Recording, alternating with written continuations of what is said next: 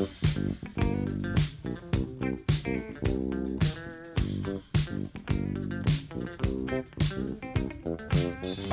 cookies. I love cookies. I love cookies. I love cookies. Welcome to Cookies, the world's most influential basketball podcast.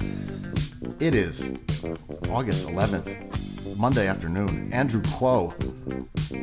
What's going on, buddy? Everything's going on, Ben. Feeling good. Had a good week of enjoying New York City, enjoying some reading. I hate to say it, but off the TV screen. So thank you. Thank you for my screens. I'm grateful for that. I am enjoying the summer. You, on the other hand, man, you're in your later Embiid days. What is happening?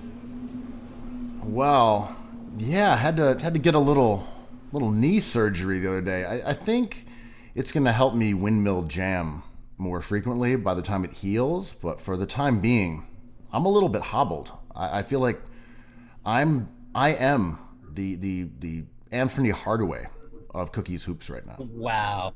Okay, so when you say you had knee surgery, are you going to reappear during Halloween? Slightly taller with much shorter arms? I got the knee shortening procedure. I felt as if I was a little too looming. Just walking around, I could see people cower as my towering height overshadowed them. So I'm coming back about 5'5". Oh, damn. So you can join my 5'5" all-star team featuring myself, Earl Boykins, perhaps Yuki, one of those you guys. Okay, but I'm bringing sort of a tall mentality to the 5'5". All right, you're off the team. Based on my lived experience. That was a test and you failed. So you're now off the team. My question to you was, and I know I'm annoying about this, being a hobbled man in New York City, has life revealed itself in different ways to you? Because, I'm always curious about how other people live, not in my 5'5" Chinese skin.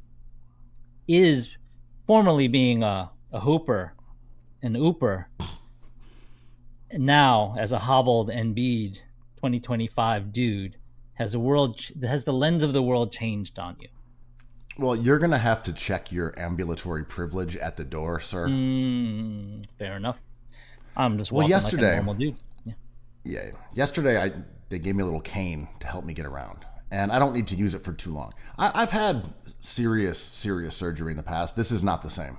I had one where I was on crutches for like 6 months, like back in the day, like terribly broken ankle. Now this is not the same.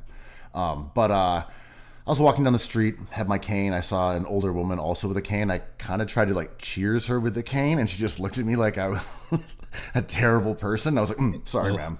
That's fucked up. I was like, we don't do that. We don't like bump canes and kind of like wink. I guess not. I don't understand cane culture yet. I'm not the Clips. You're like Mamdani, looking at a unhoused person, being like, samesies. Are you running or very rich Cuomo's? Are you running Cuomo's Instagram account? Who's running this? Do it. Andrew Quo. Mo Andrew Quo. What are all these KVH references that Cuomo keeps dropping? And they're mayor working. of Horntown. I want to be the mayor of New York City, not Horntown. What is this Horntown?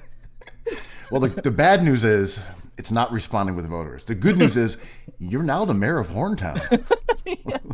Population of 2, Cookies Hoops. I'll take it. Yeah, you got 100% of the vote, Mayor. I ask about your hobbled knee because it must have been painful for you this weekend on this beautiful Saturday to show up at a Nike tournament featuring the Cookies Hoops team balling out for the honor of this podcast for New York City in general, and you on the sidelines like a hobbled ass dude. Well, the caliber of play was a little above my pay grade anyway, but especially with one knee. At that point, really all bets are off. I got to say, getting over to Central Park within maybe 24 hours of being under the knife. Well, slightly ambitious, Under the but scope. I did. Yeah. I did take it easy over there though. The event was great. So it was the New York, New York versus New York high school basketball showcase. It was aired at least the final game on NBA TV yesterday. It's all over social media. Jalen Brunson handed over the trophy. Brundog was there.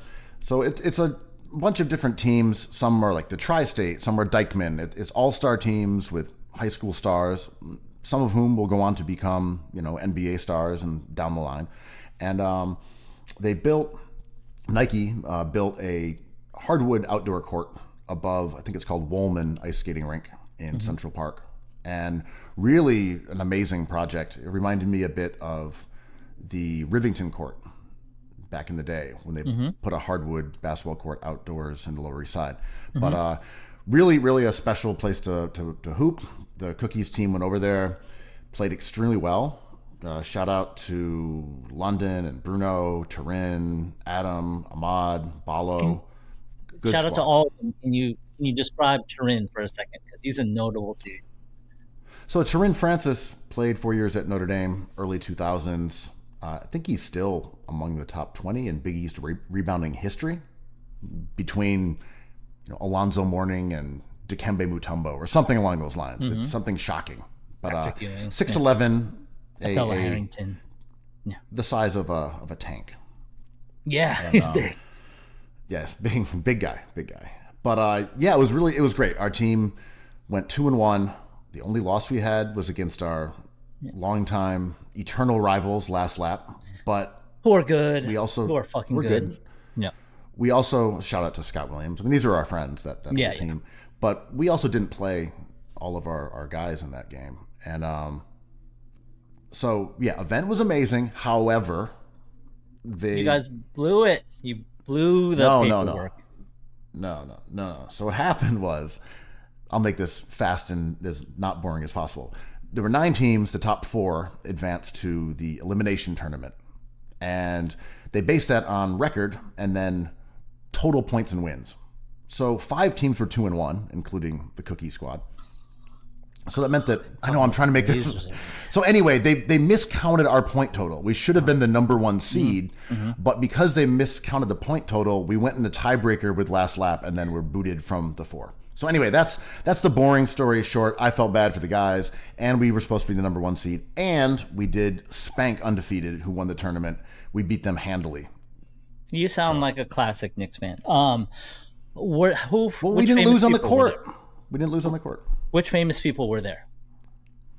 Other than the Cookie Soups squad? One half of Cookies Hoops. Lucian Dixon was there. Shout out to Luch. Mobadanga fame. Shout they out have to a tournament. Kim. If you're itching for some New York City basketball, Mobadanga tournament is always very fun. It's next Saturday, I think from 10 till 1 in the afternoon at the Rockaway Beach court. Amazing. So that's Maurice. if you're looking for some beach time and some hoops, that's always a great event. Lucian Dixon, get him on IG. Yes, it was true. Well, anyway, all that said, event was great. That was my weekend.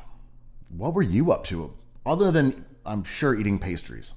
No, you went to Sailor again. I've been watching you. I know what you're up to. I posted some Sailor content. I like that restaurant. It was a kind of a B- meal, C+ maybe. It was nice to sit outside. I was monitoring my. That's right. Wait. I was sitting outside. Wait. That's right. Wait, why did you do tough guy voice? Because I'm trying to because you didn't bring the heat for some basketball talk. I have to bring the heat for some outdoor dining, bro.